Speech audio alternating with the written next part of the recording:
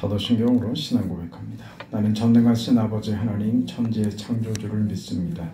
나는 그의 유일하신 아들 우리 주 예수 그리스도를 믿습니다.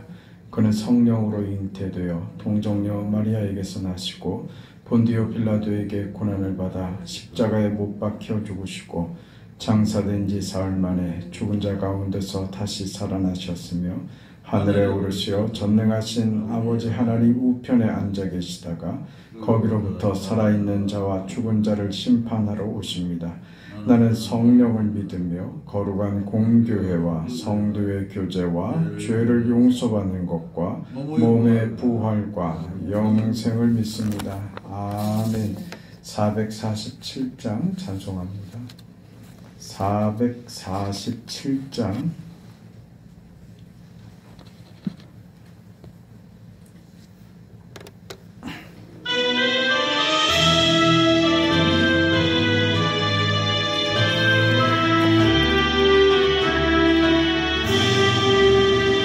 이 세상 끝날까지 주 섬겨 살리니 내 친구 되신 주여 늘 함께 하소서.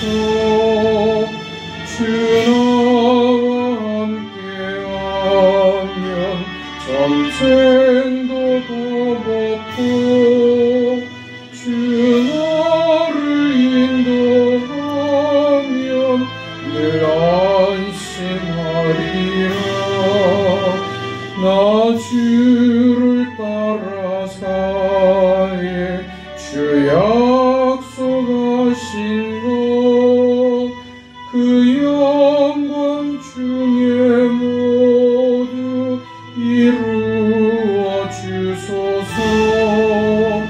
나 주의 뒤를 따라 섬기며 살리니 그 크신 은혜 속에 날 인도하소서.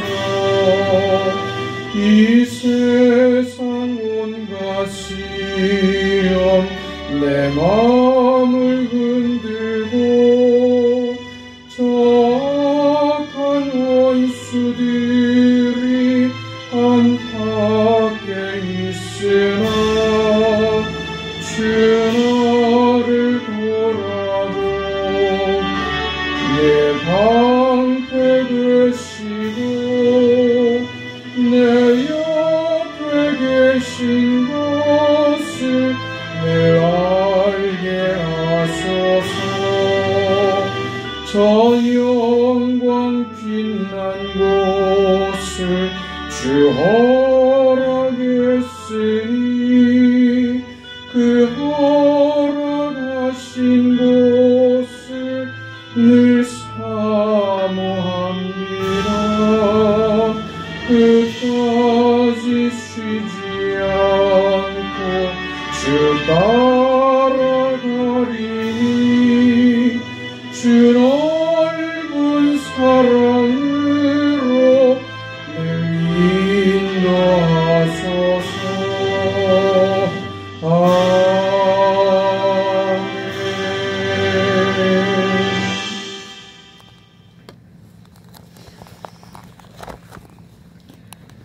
하나님의 말씀 요한복음 21장 18절에서 25절 마지막 절까지입니다.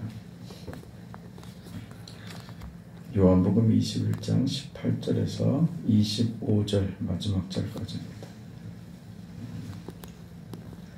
요한복음 강의를 오늘 마치고 내일부터는 사도행전 강의로 넘어갑니다. 18절부터 함께 읽습니다. 내가 진실로 진실로 내게 이르노니 내가 젊어서는 스스로 띠띠고 원하는 곳으로 다녔거니와 늙어서는 내 팔을 벌리리니 남이 내게 띠띠우고 원하지 아니하는 곳으로 데려가리라. 이 말씀을 하심은 베드로가 어떠한 죽음으로 하나님께 영광을 돌릴 것을 가리키심이로라. 이 말씀을 하시고 베드로에게 이르시되 나를 따르라 하시니 베드로가 돌이켜 예수께서 사랑하시는 그 제자가 따르는 것을 보니 그는 만찬석에서 예수의 품에 의지하여 주님을 파는 자가 누구오니까 묻던 자더라.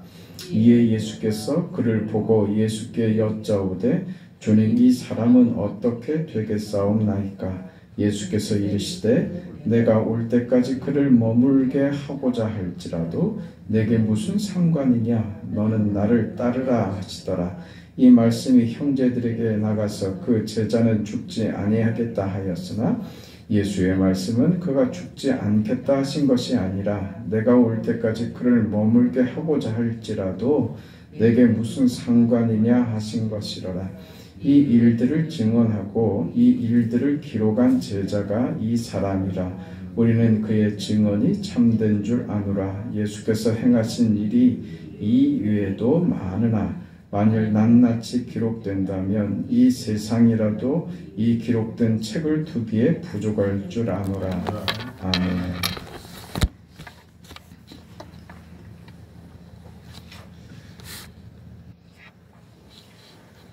낙심하고 절망에 빠져있던 제자들에게 예수님께서 찾아오셔서 그 부활을 확인시키시고 저들에게 부활 신앙을 주십니다. 그리고 할 수 있는 저들의 최선이라고, 특별히 베드로에게 있어서 자신이 할 수 있는 최선이고 그 자신의 열심으로 살아왔던 그 인생에 자신의 생업이고 자신이 유일하게 잘할 수 있는 일이라고 고기를 잡고 있는데 예수님께서 찾아오셔서 밤새도록 고기를 잡았지만 그의 열심으로 하려고 했지만 되지 않는 이 상황에서 오른편으로 그물을 던지라고 하심으로 고기를 잡아주시죠.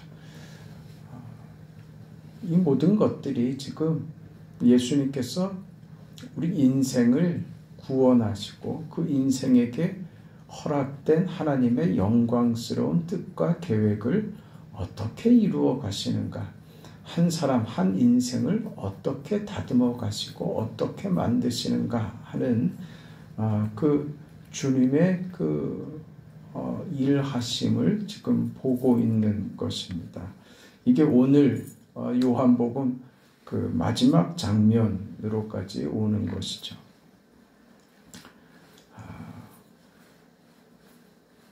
이제 베드로는 확실히 깨달은 것이 있습니다. 나의 열심으로 내가 무엇을 만들어내는 그런 인생으로는 살 수 없다는 것을 철저하게 확인합니다. 이제는 내가 살아가는 방식과 내가 살아가는 삶의 태도는 오직 주의 말씀에 의지하는 것이며 주님 앞에 순종하는 것만이 내가 살아갈 유일한 방법이다. 내 삶에 하나님께서 기대하시고 원하시고 새겨놓으신 내 삶의 태도는 이것이다. 말씀에 의지하여 말씀을 따라 순종하여 살아가는 삶, 그것이 확인됐죠. 그런 베드로에게 이런 것은 다 확인됐지만 자신의 부끄러움과 수치와 결정적인 실패로 인한 자기 자신이 용납되지 않는 것은 여전히 해결되지 않을 때 예수님께서 따로 시몬을 불러내서 네가 나를 사랑하느냐라고 하심으로 그의 인생에 내가 너에게 다른 어떤 것을 기대하는 것 아니다. 네가 무슨 어떤 일을 해서 어떤 공로와 어떤 결과를 내게 보이라고 요구하는 것 아니다. 내가 내게 요구하는 것은 사랑 한 가지다. 사랑해라. 그러면 끝이다. 네 자신 때문에 시리와 낙심에 빠져서 네 자신의 부족함 때문에 내까지게 무엇을 할 수 있는가 하는 생각에 빠지지 마라. 여전히 나는 너를 사랑하고 네가 나에게 보일 것은 사랑 하나면 충분하다. 그것이 너를 어떤 삶으로 내 양을 먹이라, 내 양을 치라 하는 것으로 가는 것이죠. 그러니까 우리 인생에게 요구되는 하나님의 뜻은 반드시 이 삶의 태도에서 비롯되어야 됩니다. 하나님의 말씀을 따라 살고 있는가? 그 말씀 앞에 순종하고 있는가? 그것이 무엇으로 확인되느냐? 내가 하나님을 사랑하느냐? 이걸로 확인되는 겁니다. 내가 하나님을 사랑하는 그 이유가 그것이 이유가 되어서 지금 행동하는가? 이렇게 확인하면 됩니다. 내가 지금 이 행동을 하고 이 결정을 하고 이렇게 말하고 하는 것이 내가 하나님을 사랑하기 때문에 하는 행동이며 말이며 결정인가? 이걸 늘 생각해야 된다는 거예요. 습관적으로. 그게 지금 오늘 베드로가 크게 배우고 있는 것입니다. 이제 예수님께서는 마지막으로 베드로의 인생이 앞으로 그렇게 살아갈 너의 인생이 어떻게 될지를 가르치시면서 그 제자의 삶, 성도된 우리가 살아갈 삶이 어떠해야 할 것인가 하는 결론적인 말씀을 주고 있습니다. 오늘 우리가 읽은 18절에 보면 내가 진실로 진실로 내게 이르노니 내가 젊어서는 스스로 띠띠고 원하는 곳으로 다녔거니와 늙어서는 내 팔을 벌리리니 남이 내게 띠띠우고 원하지 아니하는 곳으로 데려가리라. 19절 연결해서 보면 이 말씀을 하심은 이렇게 말씀하시는 이유가 뭐냐? 구체적인 내용이 뭐냐? 베드로가 어떤 죽음으로 하나님께 영광을 돌릴 것을 가리키심이라. 그렇죠. 지금 예수님께서 하시는 이 말씀은 베드로의 이제 그 삶의 내용과 그가 어떻게 죽을 것인가 하는 내용입니다. 말하자면 사는 것, 살아가는 것, 그리고 죽는 것, 이 모든 것이 어디로 연결되느냐? 하나님께 영광을 돌릴 것을. 이 인생은요, 이 삶의 태도와 이 내용을 가지고 살아가는 주의 사람들은 그의 삶이 사나 죽으나 다 하나님의 영광으로 결론된다는 거예요. 이 사람은 뭐 이렇게 힘들게 살 것이 예고가 되고, 그 사람, 이 베드로가 뭐 십자가에 베드로도 그렇게 죽는다고 하고, 그가 얼마나 많은 고난을 겪을지, 생각만 해도 끔찍하고, 그거 어떻게 사? 그 차원이 아니고, 우리는 늘 그런 것만 눈에 보인단 말이에요. 그게 아니라, 네가 무슨 일을 겪든, 무슨 오해를 겪든, 네가 살아낼 인생이 많은 고난이 따를 것이 명백하고, 그것을 내가 진실로 내가 너에게 말한다. 이거는 베드로에게 있어서 그 예수님의 선언과 같은 거예요. 네 인생이 이렇게 될 것이다라고 하는 선언과 같은 가르침이에요. 네가 원하는 삶이 될 것이 아니다. 너는 원치 않는 길을 걸어가게 될 것이고, 남들이 너를 잡아갈 것이고, 남들이 너를 그 잡아가는 대로 그렇게 끌려가는 삶을 살 것이고, 그렇게 남들 손에 의해서 죽어지게 될 것이다. 그런데 네가 그런 인생을 사는 것이 중요한 것이 아니라, 네 현실이 그런 것이 중요한 것이 아니라, 그 현실이 뭘 만든다고요? 하나님의 영광이 되더라 이거예요. 우리는 늘 여기에 관심이 있어요.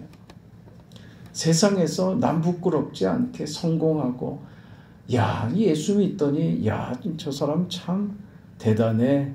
그 소리를 들어야 신앙이 성공한 것 같고 인생이 성공한 것 같이 생각한단 말입니다. 그거 아니라고요. 여러분 보세요. 베드로가 당장 이 말씀을 들었는데도 뭐라고 반응합니까? 주님, 저 사람은 어떻게 되겠습니까? 이 관심이란 말이에요. 네? 그 주께서 사랑하시는 그 제자. 베드로가 20절 내용이죠. 베드로가 돌이켜 예수께서 사랑하시는 그 제자가 따르는 것을 보니 그는 만찬석에서 예수의 품에 의지하여 주님, 주님을 파는 자가 누구오니까 묻던 자더라. 이에 베드로가 그를 보고 예수께 여쭤되 주님, 이 사람은 어떻게 되겠습니까? 세상에 뭘 어떻게 살지가 뭐 이렇게 중요하고 그게 뭘 궁금해요. 우리는 이게 궁금하다니까요. 이게 관심이고 이게 중요하게 생각한다고요. 이거를 어떤 인생을 살 것인가, 저 사람은 어떻게 될 건가. 우린 내 삶이 세상적으로 성공하고 인정받고 최소한 부끄럽지 않게 그렇게 살아야 가슴이 펴지고 당당하고 떳떳하고 그렇게 사는 인생을 성공적으로 살았다. 참 저 사람 잘 살았다. 그 결론으로 가는 것은 아닙니다. 베드로의 삶이 얼마나 고단하고 그의 죽음마저도 얼마나 처절할지 예수님께서 베드로에게 가르치십니다. 그러나 그것이 중요한 게 아니라 그가 살아낼 인생이 현실이 얼마나 고단하고 힘들지가 중요한 것이 아니라 너의 인생은 하나님께 허락된 영광된 인생이다. 이것이죠. 오늘 우리가 살아내는 인생은 모두가 다 고단합니다. 누구나 예외 없이 고난의 인생을 삽니다. 그러나 내가 수고하는, 내가 겪어야 하는 이 수고와 애씀과 이 노력과 이 고난이 주를 위한 것이 되고 하나님께 영광이 된다면 그것은 귀한 인생인 거예요. 지금 예수님께서 베드로에게 말씀하시고 허락하는 인생이 그 영광된 인생이다. 이렇게 얘기하고 계시는 거죠. 여러분 생각을 해보세요. 지금 예수님께서 십자가의 죽임을 당하기 위해서 잡히시고 십자가에 죽으시고 할 때 제자들이 보인 태도는 정말 믿을 수 없는 사람들이었습니다. 신뢰할 수 없고 저들에게 무엇을 맡기고 저들에게 무슨 여지를 둘 만한 사람들이 전혀 아니었습니다. 근데 예수님께서 부활하여서 누구에게 옵니까? 이 제자들에게 오시더라 이거죠. 이 제자들이에요. 포기하지 않으시더란 말입니다. 이런 사람들에게 무슨 미련이 남으셨다고. 아니 하나님이신데 보다도 반듯하고 똑똑하고 잘난 사람들, 신뢰할 만한 사람들을 다시 모아서 다시 세우실 수 있잖아요. 근데 그렇게 안 하시더란 말입니다. 그렇게 안 하시고 부르셨던 그 자들을 다시 찾아가셔서 그 자들을 다시 세우시더라 이겁니다. 이게 무엇입니까? 이게 사랑인 거예요. 이게 우리에게 허락된 하나님의 구원이며 그 구원이 어떻게 이루어지는가? 사랑하셔서 이러시는구나. 그걸 확인하는 거예요. 베드로가 믿을 만해서가 아니라는 거예요. 그러니까 오늘 우리의 인생에 내가 신뢰할 만하고 내가 하나님께 무엇인가 증명을 해내고 믿을 만하기 때문에 내가 여전히 떨어지지 않고 내 구원을 내가 붙들고 있다고 생각하는 것은 큰 착각입니다. 우리가 이렇게 서 있는 것은 하나님께서 나를 붙들고 계시기 때문입니다. 그것이 유일한 이유입니다. 그것이 뭐라고요? 사랑이라고. 사랑해서 그러는 거예요. 놓지 않겠다. 너를 향한 나의 계획은 네가 아무리 나에게 못된 짓을 하고 아무리 실패하고 실수하고 아무리 네가 못난 짓을 해도 너를 향한 나의 계획과 나의 마음은 그 뜻은 달라지지 않는다. 왜요? 하나님의 계획은 완전하시기 때문입니다.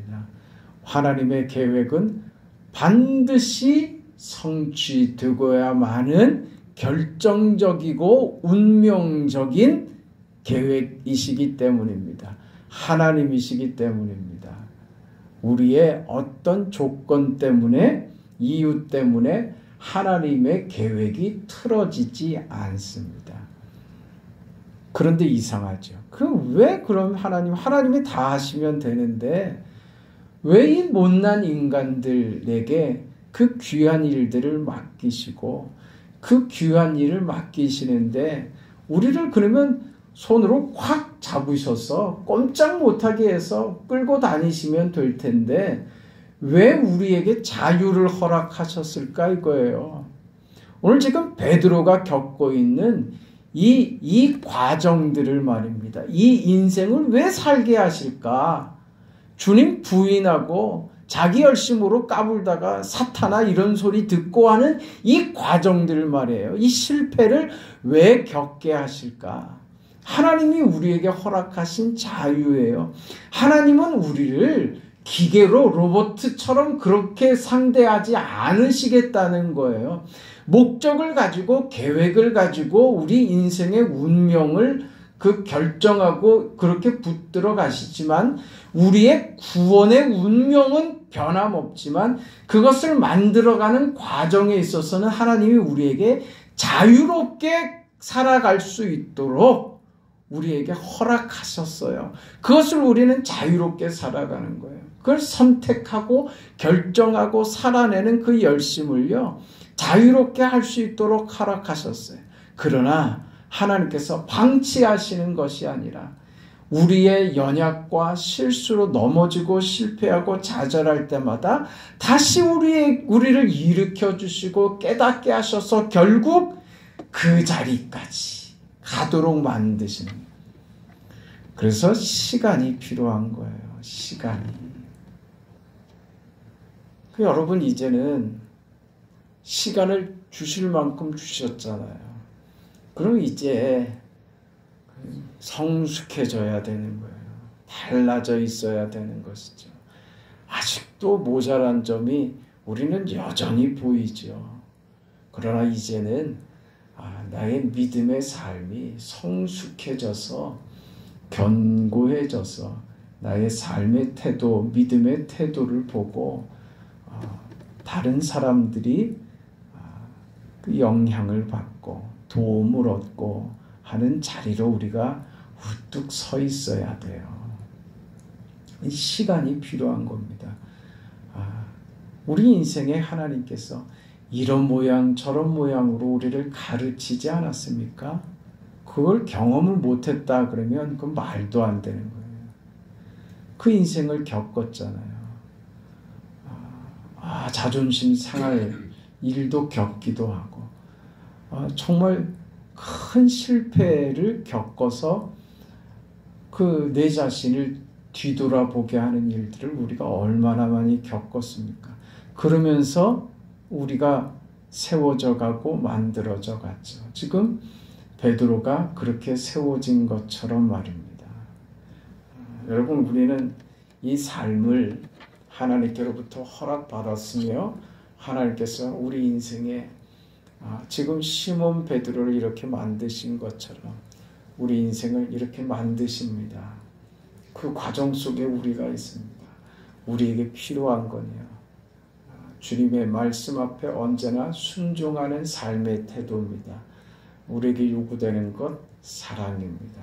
네, 주님만 사랑하겠습니다 하면서 자신을 바라봐서는요, 나는 나의 못남과 연약함에도 불구하고 주님의 사랑을 받는 자로 내가 이 자리에 서 있다라는 것을 잊지 말고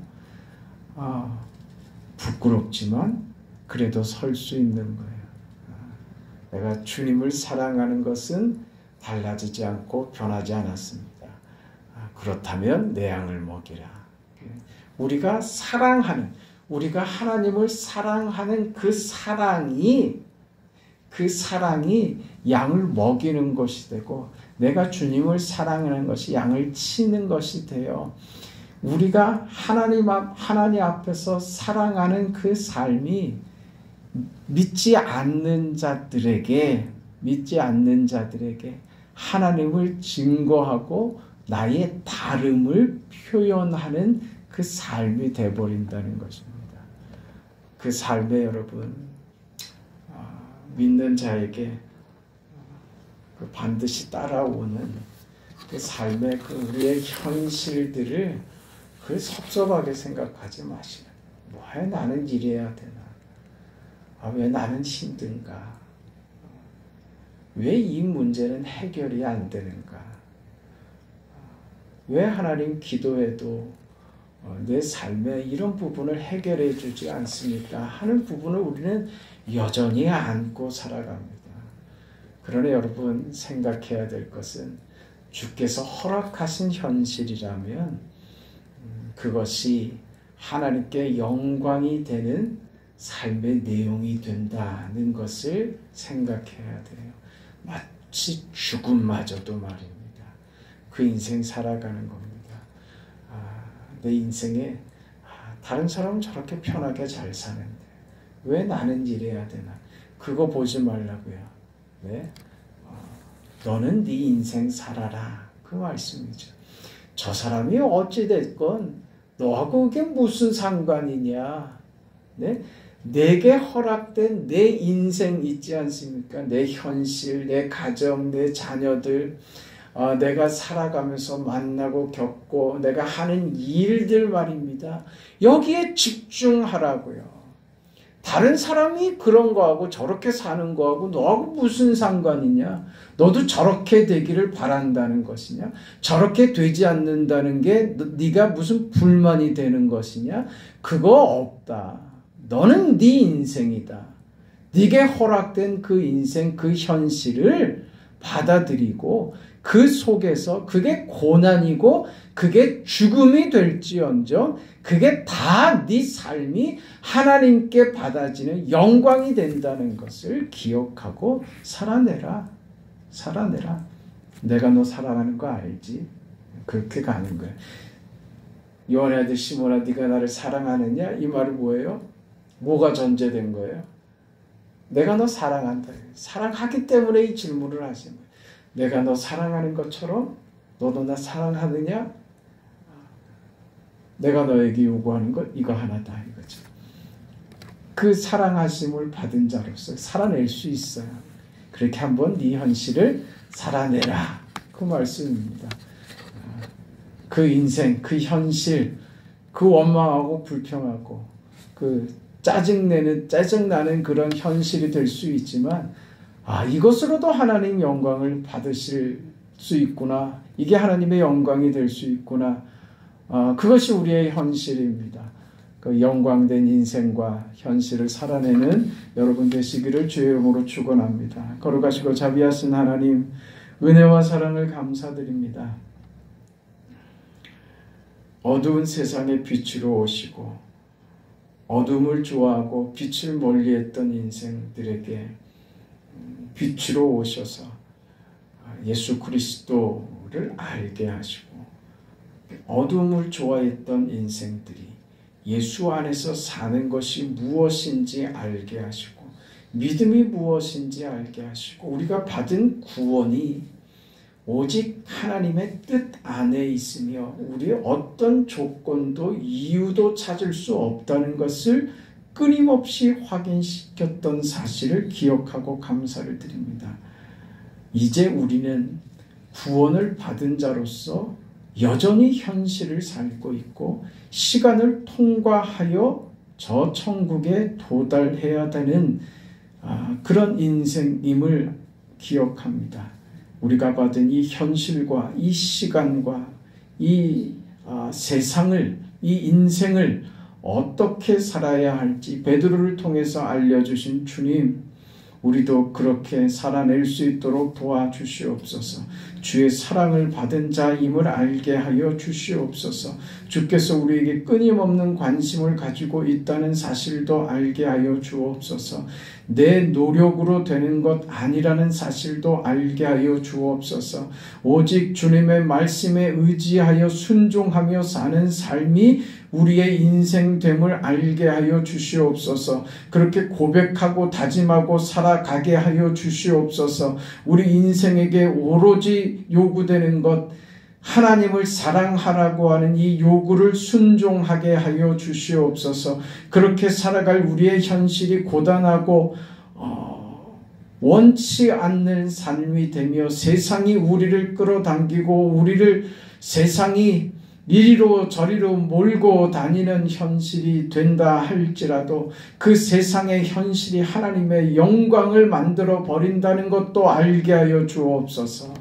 감사하며 내 인생을 멋지게 살아내는 우리 모두가 되게 하여 주시옵소서.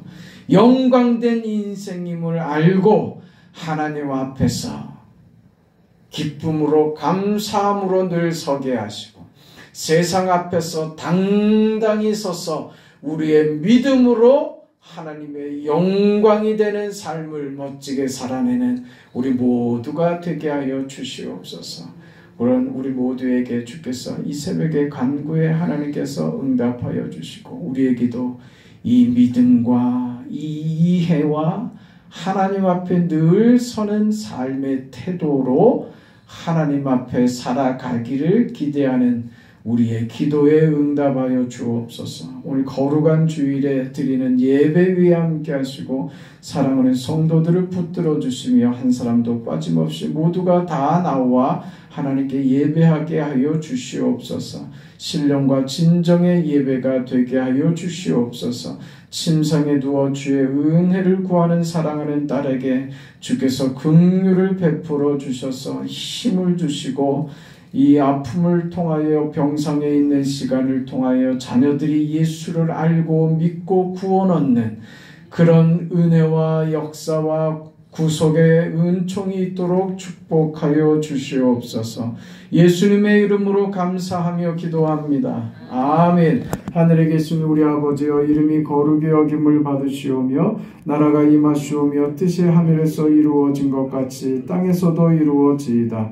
오늘 우리에게 일용할 양식을 주시옵고 우리가 우리에게 죄 지은 자를 사하여 준 것 같이 사하여 주시옵고 우리를 시험에 들게 하지 마시옵고 다만 악에서 구하시옵소서. 나라와 권세와 영광이 아버지께 영원히 있사옵나이다. 아멘.